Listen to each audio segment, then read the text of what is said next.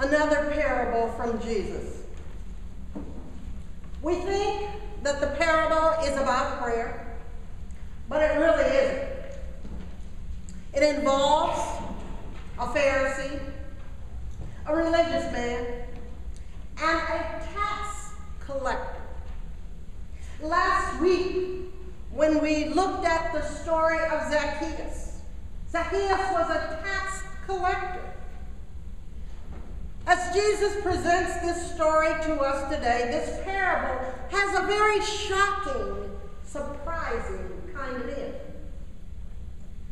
Maybe it even makes us curious about what in the world is Jesus up to in this parable.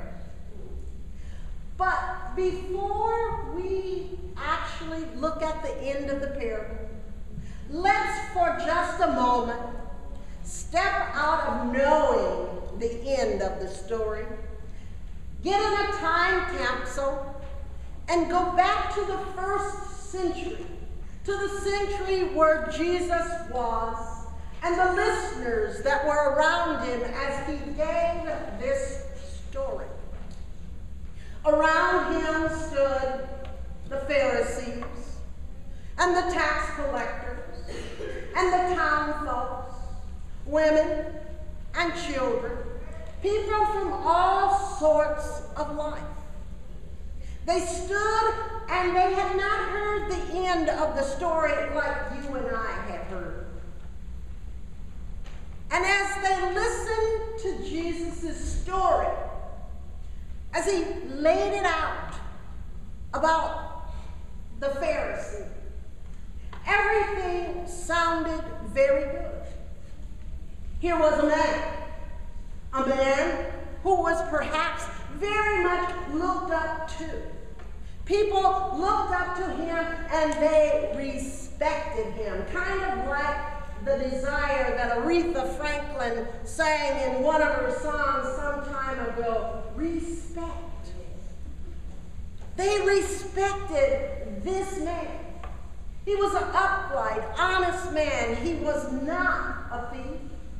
He was not an adulterer.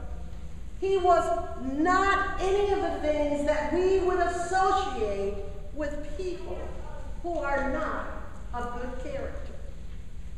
And so as we're standing there listening to Jesus unfold this story, this man was not a robber. He was not an evildoer. He was a Pharisee.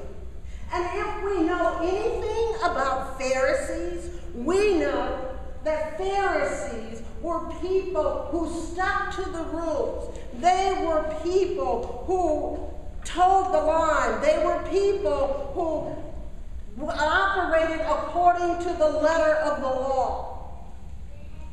They were what we would call theological legalists.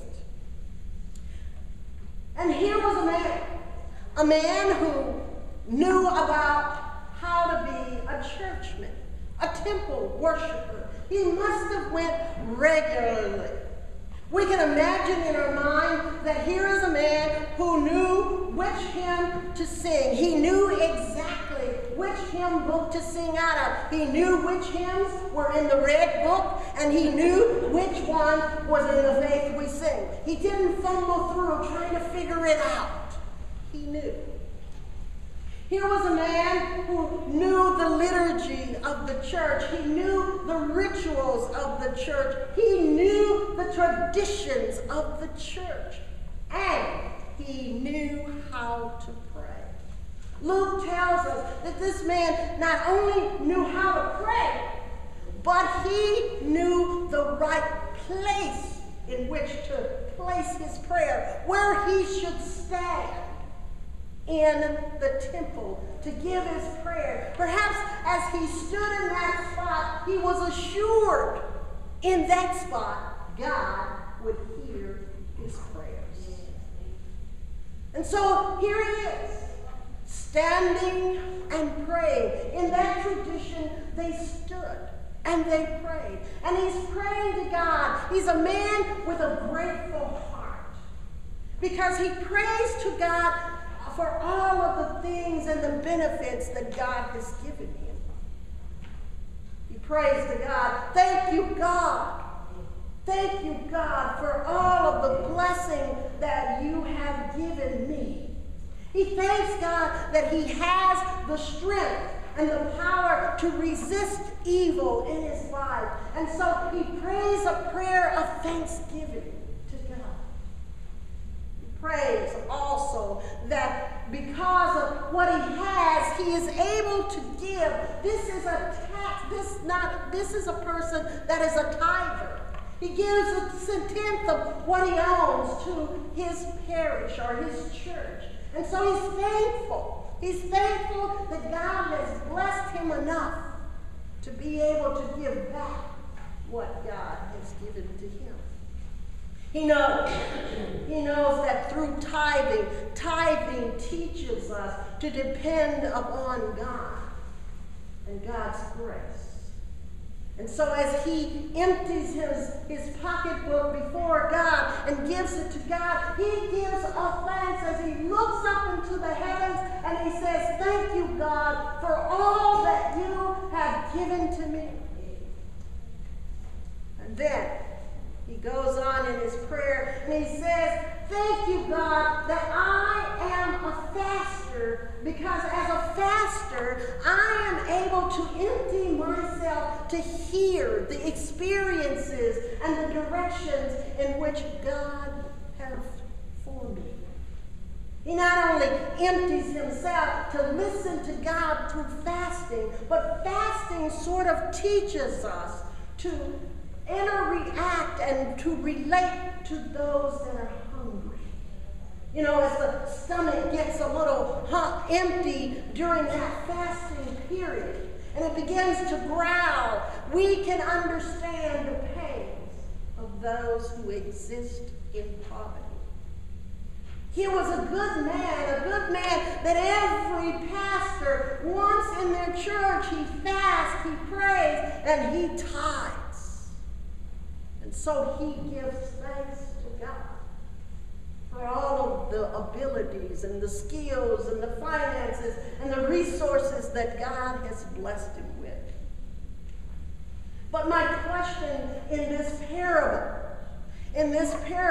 how did it start off so good and turn so bad?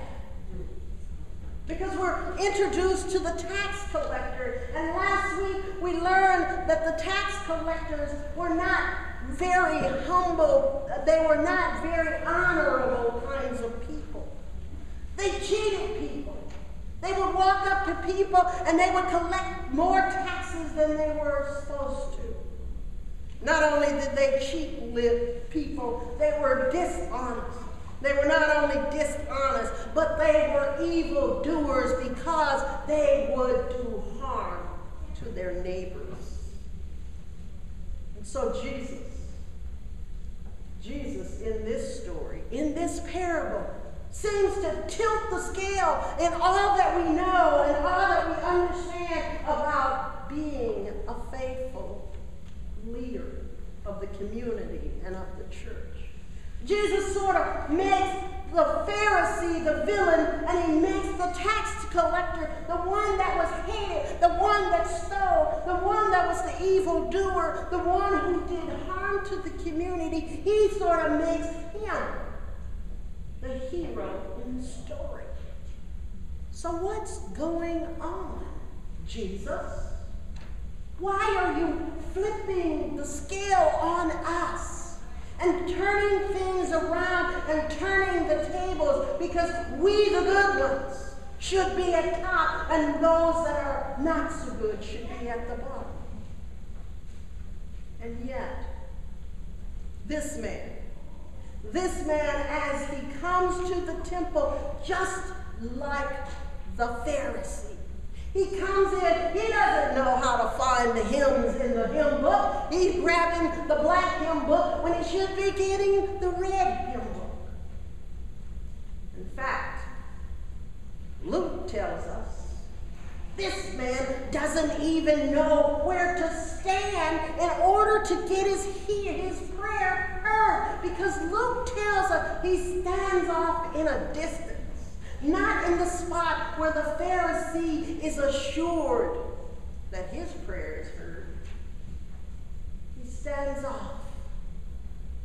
And rather than looking up in the heavens and beginning to make his statements to God, he looks down. He looks down on himself, down on his situation. He's feeling guilt. And he begins to beat his breast.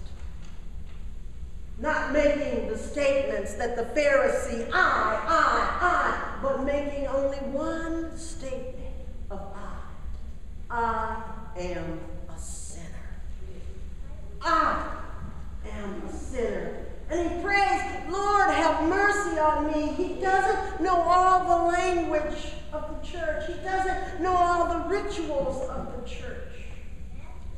And yet, he comes. He comes to church. He sits in the back pew, probably, and he begins to beat his chest. Lord, have mercy on me, a sinner. And Jesus renders his ending story, his evaluation. But before I tell you what Jesus' evaluation is, let me tell you this story. This story that comes from a young man, and the young man is named Kurt Cameron. Perhaps some of you know him, are familiar with him. He was the star that was on a sitcom, television sitcom back in the 90s and in the 80s. And the sitcom was Growing Pains. And he played the character of Mike Severs. And he tells his story. A story very similar to the tax collector. He was a wealthy man. Kurt was. By the time he reached the height of this sitcom, he was being paid $50,000 for each episode that he appeared in. He could have all that he wanted, all that he needed. He could have it. He traveled from place to place, meeting famous people. And he says, I was famous too. Everything he needed, whatever he wanted, he could get it. And then he says, but one day, I met a man. And the man was the father of the girl that he liked.